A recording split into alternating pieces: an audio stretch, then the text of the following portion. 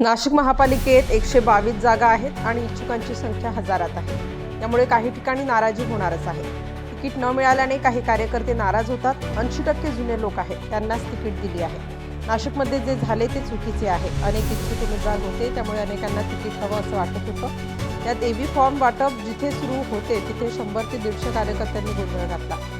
सगळ्यांना पक्षाचे तिकीट हवे असते, परंतु जागा कमी आणि इच्छुकांची संख्या जास्त असल्याने हा गोंधळ झाला। तसेच भाजप कार्यकर्त्यांचा आक्रोश येथे पाहायला मिळाला।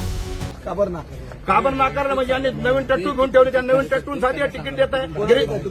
गिरीश भाऊंनी आम्हाला सांगितलं होतं फडणवीस साहेबांनी आम्हाला तिकीट द्यायचं, यांनी तिकीट लपून छपून दिले।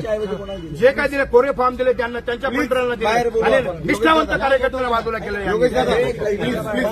आणि सर्व लोक जाणार सीएम साहेबांकडे आणि साहेबांना सांगणं आमचे लोकप्रिय मुख्यमंत्री देवेंद्र फडणवीस यांच्या सर्व कंप्लीट करणार आहेत आम्ही, गिरीश भाऊंकडनं करणार आहेत आम्ही।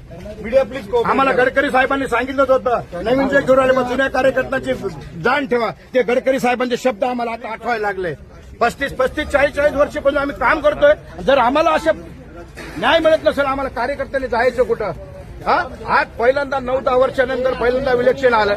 35, 40 वर्षापासून आम्ही काम करतो। आम्हाला कोणाला विश्वासात घेतलं जात नाही।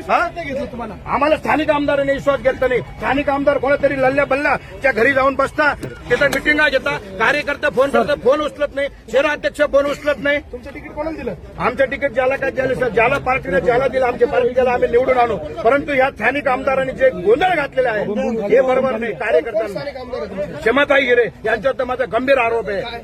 त्यांनी एबी फॉर्म चोरून नेले, एबी फॉर्म देत नाही, कार्यकर्ते फोन करते, फोन उचलत नाही। मग जुन्या कार्यकर्त्यांनी जायचं कुठं? 100% झालं म्हणतो इकडे तिकडे आहे का? एबी फॉर्म देण्याची जागा काय? परंतु भारतीय जनता पार्टीचं कार्यालय वसूल मूर्ती कार्यालयात मागच्या 2017ला जो काही आमच्या नगरसेवकांना तिकीट मिळालं, सर्वांना आम्हाला कार्यालयात बोलून तिथं आम्हाला एबी फॉर्म देण्यात आला आणि सर्व कार्यकर्ते निवडून आले।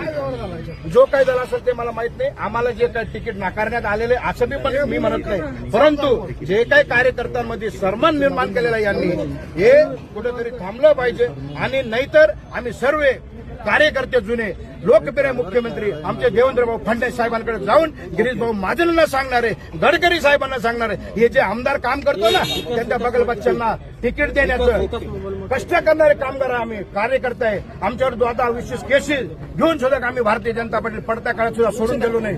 माझं नाव कैलास आहिरे, मी भारतीय जनता पार्टीचा 35 वर्षाचा कार्यकर्ता आहे। पक्षाचे एकनिष्ठ कार्यकर्त्यांना जर असं होत असेल तर मला वाटतं थोडंसं मला सुद्धा खूप वाईट वाटतं या गोष्टीचं।